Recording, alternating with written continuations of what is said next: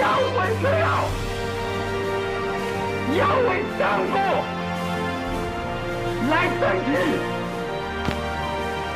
要使得我们100天日在天下。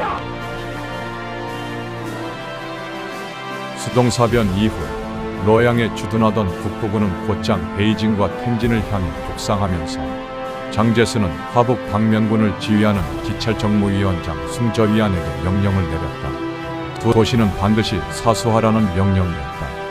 그러나 숭저위안은 일본과의 외교 협상에 여전히 기대를 걸고 있었고 전쟁 전 일본군은 이미 주변 요충지를 선점해 둔 상태였기에 방어선은 생각보다 쉽게 무너졌습니다. 그 때문에 베이징과 텐진은 단 일주일도 버티지 못하고 함락되었다. 위기감을 느낀 장제스는 곧바로 국방최고회의를 설치하고 총동원령을 선포했다. 중화민국은 완전히 전시체제로 돌입한 것이다. 같은 시기 일본 정부 역시 움직이기 시작했다. 화북 전선에 병력을 증파하고 새로운 사단을 편성한 것이다. 이 전쟁은 더 이상 국지전이 아니었다. 둘 중 하나는 사라질 전쟁이 이제 막 시작되었다.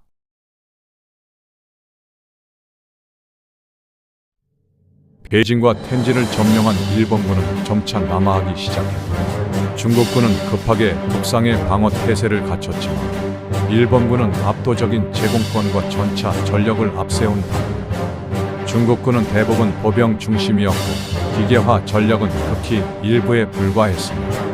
게다가 주전장인 화북평야 전차와 기계화 부대의 공세에 매우 유리한 지형이었고 지형적 열세까지 겹치며 중국군은 더욱 밀릴 수밖에 없었다. 그러한 불리한 조건 속에서도 다이얼장 전투 등 일부 전투에서는 선방하게 되었지만 하지만 바오딘, 고통의 묘지 수자장 그리고 칭다오와 진안이 잇따라 함락되면서 일본군 앞에 중국 남부로 향하는 길이 완전히 열렸다. 화북 전선은 사실상 붕괴 직전이었다. 이대로라면 우한마저 위태로울 수 있는 상황. 결국 장제스는 결단을 내렸다. 바로 황하제방의 북파였다.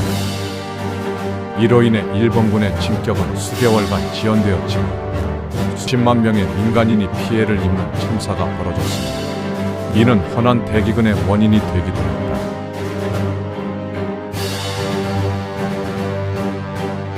한편 수도 난징 인근의 상하이에서도 격렬한 전투가 벌어지고 있었다.